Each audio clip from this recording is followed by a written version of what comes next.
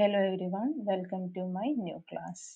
നമ്മൾ ഇന്നത്തെ ക്ലാസ്സിൽ നോക്കാനായിട്ട് പോകുന്നത് എങ്ങനെയാണ് ലിനക്സിൽ സ്പ്ലങ്ക് ഇൻസ്റ്റാൾ ചെയ്യാന്നുള്ളതാണ്. അപ്പോൾ വിൻഡോസിൽ എങ്ങനെ ഇൻസ്റ്റാൾ ചെയ്യാന്നുള്ള വീഡിയോ ഞാൻ മുമ്പ് ചെയ്തിരുന്നു. അപ്പോൾ അത് ഡിസ്ക്രിപ്ഷൻ ബോക്സിൽ ആഡ് ചെയ്യാം. അപ്പോൾ ഇത് ഇൻസ്റ്റാൾ ചെയ്യാൻ വേണ്ടിയിട്ട് നിങ്ങൾ ആദ്യം തന്നെ വെബ് ബ്രൗസർ ഓപ്പൺ ചെയ്ത് splunk.com എന്ന് പറയുന്ന ഒഫീഷ്യൽ വെബ്സൈറ്റിലേക്ക് ടൈപ്പ് ചെയ്താൽ മതി. അപ്പോൾ ഇതിങ്ങനെ ഒരു ഓപ്പൺ ചെയ്ത് വന്നു കഴിഞ്ഞാൽ ഇതുപോലെ പ്രൊഡക്ട്സ് എന്ന് പറഞ്ഞ ടാബ് ക്ലിക്ക് ചെയ്ത് കഴിഞ്ഞാൽ അവിടെ നമുക്ക് ഫ്രീ ട്രയൽസ് ആൻഡ് ഡൗൺലോഡ്സ് എന്ന് പറയുന്ന ഒരു ഏരിയ കാണാനായിട്ട് സാധിക്കും. അവിടെ ക്ലിക്ക് ചെയ്ത് കഴിഞ്ഞാൽ നമുക്ക് ലിനക്സിന് വേണ്ടിയിട്ടും വിൻഡോസിനും അതുപോലെ മാക് OSനൊക്കെ വേണ്ടിയിട്ടുള്ള വേർഷൻസ് അവിടെ അവൈലബിൾ ആണ്. അപ്പോൾ ഇവിടെ universal forwarder, enterprise, cloud platform ഇതെല്ലാം നമുക്ക് ഇവിടെ നിന്ന് ഒരു 60 ഡേയ്സിന് ഫ്രീ ട്രയൽ കിട്ടുന്ന വിധത്തിൽ നമുക്ക് ഡൗൺലോഡ് ചെയ്യാനായിട്ട് സാധിക്കും. അപ്പോൾ get my free trial click ചെയ്ത് കഴിഞ്ഞ് കഴിഞ്ഞാൽ ഇത് നേരത്തെ പറഞ്ഞ പോലെ വിൻഡോസ്, ലിനക്സ്, മാക് OSനുള്ള ഡൗൺലോഡഡ് ഫോംസ് കിട്ടും. അപ്പോൾ 3 വേർഷൻസിലാണ് ഉള്ളത്. നമുക്ക് TGZ എന്ന് പറയുന്ന ഒരു ഏരിയയിലാണ് ഡൗൺലോഡ് നൗ ക്ലിക്ക് ചെയ്യുക. ഞാൻ ഓൾറെഡി ഡൗൺലോഡ് ചെയ്തിട്ടുണ്ട്. കുറച്ച് ടൈം കൺസ്യൂമിങ് ആണ്, അതുകൊണ്ട് ചെയ്തിരുന്നു. അപ്പോൾ അത് ഓപ്പൺ ചെയ്ത് കഴിഞ്ഞിട്ടാണ് നമ്മളിനി കാലി ടെർമിനൽ എടുത്തിട്ട് ഇതിലാണ് നമ്മളിനി ചെയ്യാനായിട്ട് പോകുന്നത്. അപ്പോൾ ഇവിടെ നമുക്ക് വെബ് ബ്രൗസറിൽ നിന്ന് ഡയറക്റ്റ്ലി ഡൗൺലോഡ് ചെയ്യാം, അല്ലെങ്കിൽ wget കമാൻഡ് എന്ന് പറയുന്ന wget എന്ന് പറയുന്ന ഒരു കമാൻഡ് യൂസ് ചെയ്താലും ഇതിൽ നമുക്ക് ഡയറക്റ്റ്ലി ഡൗൺലോഡ് ചെയ്യാൻ പറ്റും. അപ്പോൾ ഇതിൽ ഡൗൺലോഡ് കംപ്ലീറ്റ് ആണോ എന്ന് ചെക്ക് ചെയ്യാൻ വേണ്ടിയിട്ട് CD ഡൗൺലോഡ്സ് കൊടുത്ത് അതിൽ LS ചെയ്ത് കൊടുത്തു കഴിഞ്ഞാൽ അത് നമുക്ക് കാണാം. സ്പ്ലങ്കിൻ്റെ TGZ എന്ന് പറയുന്ന ഫോമാറ്റിലുള്ള ഒരു ഫയൽ ഡൗൺലോഡ് ആയിട്ടുണ്ട്. അപ്പോൾ ഇതിൽ സ്റ്റെപ്സ് ഞാൻ എഴുതിയിട്ടുണ്ട്. അപ്പോൾ ഈ ഡൗൺലോഡ് ചെയ്ത് കഴിഞ്ഞാൽ പിന്നെ എക്സ്ട്രാക്ട് ചെയ്യാനുള്ള നെക്സ്റ്റ് സ്റ്റെപ്പ് ആണുള്ളത്. അതിന് tar-xvzf എന്ന് പറയുന്ന ഒരു കമാൻഡ് കൊടുക്കണം.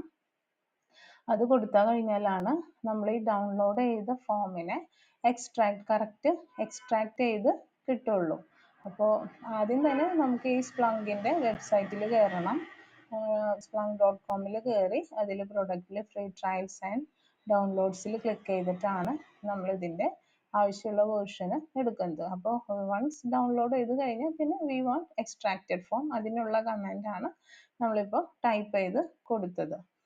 അപ്പോൾ ഈ സോക്ക് പഠിക്കുന്നവർക്കൊക്കെ ഈ സ്പ്ലങ്ക് എന്ന് പറയുന്നത് വളരെ ഇമ്പോർട്ടൻ്റ് ആയിട്ടുള്ള ഒരു പോർഷനാണ്. ഇൻ്റർവ്യൂവിൽ സ്പ്ലങ്ക് മാത്രം സ്പെഷ്യലൈസ് ചെയ്തവർ വളരെയധികം ഡിമാൻഡിങ് ആയിട്ടുള്ള ഒരു ജോബാണ്.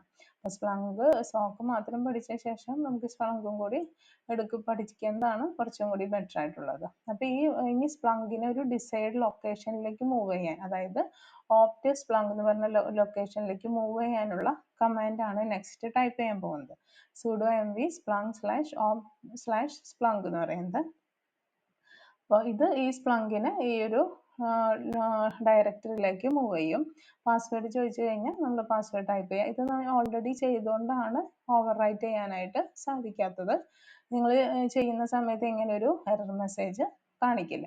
ഇനി അടുത്തത് സ്പ്ലങ്ക് സ്റ്റാർട്ട് ചെയ്യാൻ വേണ്ടിയിട്ട് നമ്മൾ കമാൻഡ് കൊടുക്കണം. അതിന് വേണ്ടിയിട്ട് ഉള്ളതാണ് cd opt splunk/bin എന്ന് പറയുന്നത്. എന്നിട്ട് സാധാരണ sudo ./splunk start -accept -license എന്ന് പറയുന്ന കമാൻഡ് കൊടുത്തു കഴിഞ്ഞാൽ സ്പ്ലങ്ക് ഓട്ടോമാറ്റിക്കലി സ്റ്റാർട്ട് ആവും. ഞാനിത് ആദ്യം തന്നെ ഇൻസ്റ്റാൾ ചെയ്തത് കൊണ്ട് ഇത് ഫസ്റ്റ് ടൈം ആണ് ചെയ്യുന്നതെങ്കിൽ ഇത് കൊടുത്തു കഴിഞ്ഞാൽ തന്നെ അഡ്മിനും യൂസർ നെയിമും ചോദിക്കും.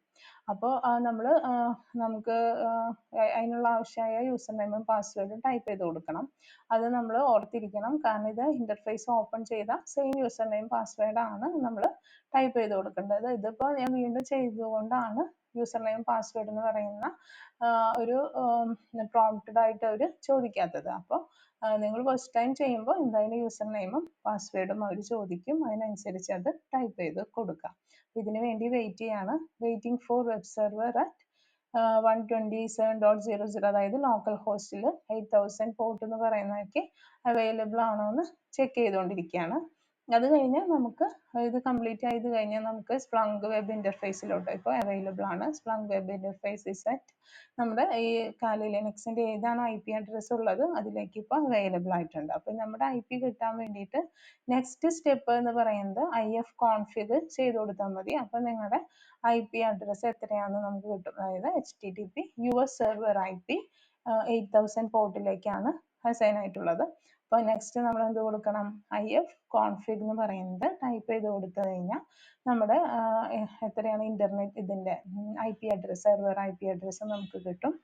ഈ IP അഡ്രസ്സിലുള്ള 8000 പോർട്ടിലേക്കാണ് സ്പ്ലങ്ക് ഇന്റർഫേസ് ഓപ്പൺ ആവുന്നത്. അപ്പോൾ നമുക്ക് ചെക്ക് ചെയ്യാൻ വേണ്ടിയിട്ട് നെക്സ്റ്റ് ഒരു ടാബ് ഓപ്പൺ ചെയ്ത് ഈ സെയിം IP അഡ്രസ്, അതായത് 127.168.1.7 :8000 എന്ന് പറയുന്നത് നമ്മൾ ടൈപ്പ് ചെയ്ത് കൊടുത്തു കഴിഞ്ഞാൽ ഈ ഒരു ഇന്റർഫേസിലേക്ക് നമുക്ക് കയറാനായിട്ട് സാധിക്കും. അപ്പോൾ സ്പ്ലങ്ക് നമ്മളിപ്പോൾ ലിനക്സിനകത്ത് സക്സസ്ഫുള്ളി ഇൻസ്റ്റാൾ ആയിട്ടുണ്ട്.